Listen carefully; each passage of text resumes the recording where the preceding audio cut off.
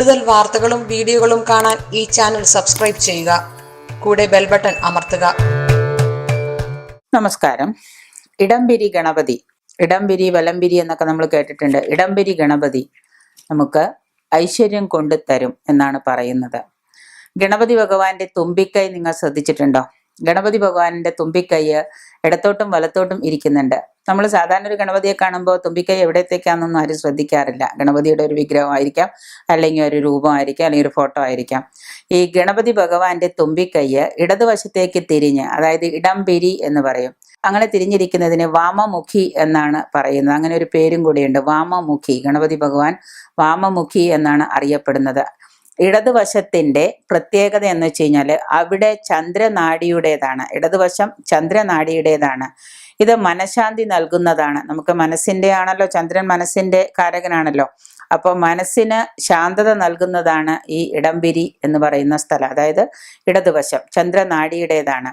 ഒപ്പം ഐശ്വര്യവും പ്രദാനം ചെയ്യുന്നു എന്നാണ് വിശ്വാസം. കാരണം ഈ ചന്ദ്രനാഡിയാണ് ഇടതുവശത്തേക്ക് എന്നുള്ളത് കൊണ്ട് ഈ തുമ്പിക്കൈ അല്ലെങ്കിൽ ഇടംപിരി ആയിട്ട് ഇങ്ങോട്ടേക്ക് തിരിഞ്ഞിരിക്കുമ്പോൾ നമുക്ക് മനഃശാന്തി പ്രദാനം ചെയ്യുന്നു. ഒപ്പം തന്നെ ഐശ്വര്യവും നമുക്ക് കൊണ്ടുതരുന്നത് ആണ് ഈ ഇടംപിരി ഗണപതി ഭഗവാന്റെ ഇടംപിരി വലം, അതായത് വാമഭാഗം എന്ന് പറയും. വാമം എന്ന് പറഞ്ഞാൽ ഇടതുവശം എന്നാണ് പറയുന്നത്. അതുകൊണ്ട് തന്നെ ഇങ്ങനെയുള്ള ഐശ്വര്യവും മനഃശാന്തിയും സമാധാനവും കൊണ്ടുവരുന്നതായതുകൊണ്ട് ഇടംപിരി ഗണപതിയെ നമ്മൾ വീടുകളിൽ വെച്ച് ആരാധിക്കുന്നത് നല്ലതാണ്. എപ്പോഴും വീടുകളിൽ വെച്ച് ആരാധിക്കുന്നത് ഇങ്ങനെയുള്ള ഗണപതി രൂപമായിരിക്കണം. വിഗ്രഹമായാലും രൂപമായാലും ഇടംപിരി ആയിട്ടുള്ള ഗണപതി ആയിരിക്കണം നമ്മൾ ആരാധിക്കുക. തുമ്പിക്കൈ തിരിഞ്ഞിരിക്കുന്ന, ഇടത്തേക്ക് തിരിഞ്ഞിരിക്കുന്ന വിഗ്രഹമായിരിക്കണം ഗണപതിയുടെ. അതാണ് വീടുകളിൽ വെക്കേണ്ടതും. കാരണം ഇപ്പൊ ഈ പറഞ്ഞ പോലെ വീടുകളിൽ ഐശ്വര്യവും ധനവും കൊണ്ടുവരണമെങ്കിൽ, സമൃദ്ധി ഉണ്ടാവണമെങ്കിൽ ഇടത്തേക്ക് തിരിഞ്ഞിരിക്കുന്ന, ഇടംപിരിയായിട്ട് തിരിഞ്ഞിരിക്കുന്ന, ഇടതുവശത്തേക്ക് തിരിഞ്ഞിരിക്കുന്ന ഗണപതിയെ നമ്മൾ വെച്ച് ആരാധിക്കുക. അതാണ് നമ്മൾ ചെയ്യേണ്ടത്. അങ്ങനെയുള്ള ഗണേശ വിഗ്രഹങ്ങളാണ് ഉത്തമവും. മുംബൈയിലെ പ്രസിദ്ധമായ സിദ്ധിവിനായക ഗണപതിയുടെ തുമ്പിക്കൈ വലത്തേക്കാണ് തിരിഞ്ഞിരിക്കുന്നത്. പ്രസിദ്ധമായ അമ്പലമാണ് സിദ്ധിവിനായക ഗണപതി. അവിടുത്തെ ഗണപതിയുടെ തുമ്പിക്കൈ വലത്തേക്കാണ് തിരിഞ്ഞിരിക്കുന്നത്. അവിടെ വലംപിരി എന്നാണ് പറയുന്നത്, വലംപിരി ഗണപതി. ഈ പിങ്കള നാഡിയെയാണ് ഇത് സൂചിപ്പിക്കുന്നത്. വലതുഭാഗം പിങ്കള നാഡിയാണ് സൂചിപ്പിക്കുന്നത്.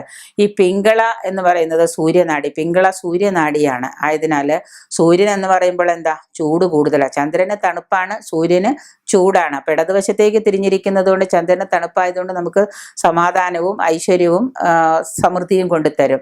ഇവിടെ വലതുവശത്തേക്ക് ആയതുകൊണ്ട് ചൂട് കൂടുതലായിരിക്കും. സൂര്യനാണ്, സൂര്യനാഡി. അതായത് ഈ സൂര്യനാഡി ആയതുകൊണ്ട് ആ വശത്തേക്ക് തിരിഞ്ഞിരിക്കുന്ന ഗണപതിക്ക് ചൂട് കൂടുതലായിരിക്കും. അങ്ങനെ ചൂടിനെ വമിപ്പിക്കുന്നു, ചൂടിനെ പുറത്തേക്ക് ഇങ്ങനെ വമിപ്പിക്കുന്നത് കൊണ്ട് വീടുകളിൽ വലംപിരി ഗണപതിയെ വെച്ച് ആരാധിക്കുന്നതും പൂജിക്കുന്നതും ദോഷം തന്നെയാണ്. വേറൊന്നുമല്ല, ആ ചൂടും കൂടെ നമ്മളിലേക്ക് വരാൻ തുടങ്ങിക്കഴിഞ്ഞാൽ ഗ്രഹത്തിലുള്ളവരുടെ സ്വസ്ഥതകൾ കുറയുകയും അവർക്ക് പലതരത്തിലുള്ള ശാരീരിക അസ്വസ്ഥങ്ങളൊക്കെ ഉണ്ടാവുകയും ചെയ്യും. എന്നാൽ ക്ഷേത്രത്തിൽ അത് ചെയ്യുന്നു എന്ന് പറഞ്ഞാൽ ക്ഷേത്രത്തിൽ അതിന് തക്കതായ പരിഹാരങ്ങളും അല്ലെങ്കിൽ തക്കതായ പൂജാ വഴിപാടുകളൊക്കെ ചെയ്യുന്നത് കൊണ്ട് വലംപിരി സിദ്ധിവിനായക ക്ഷേത്രത്തിലെ വലംപിരി ഗണപതിയാണ് ഇരിക്കുന്നത്. എങ്കിൽ തന്നെയും വീടുകളിൽ നമ്മൾ എപ്പോഴും വലംപിരി പോലെ തന്നെ നേരെ ഓപ്പോസിറ്റ് ഇടംപിരി. അപ്പൊ നിങ്ങൾ ഗണപതി വിഗ്രഹം എടുത്തിട്ട് നോക്കുമ്പോൾ ഇടംപിരിയാണെന്ന് ബോധ്യമുണ്ടെങ്കിൽ അതിനെ വീട്ടിൽ വെച്ച് ആരാധിക്കുന്നതിന് തെറ്റില്ല. അതിനെ വെച്ച് ആരാധിക്കുന്നത് കൊണ്ട് നമുക്ക് ധനവും സമാധാനവും കുടുംബ ഐശ്വര്യവും ഉണ്ടാകുമെന്നുള്ളതാണ് സത്യം.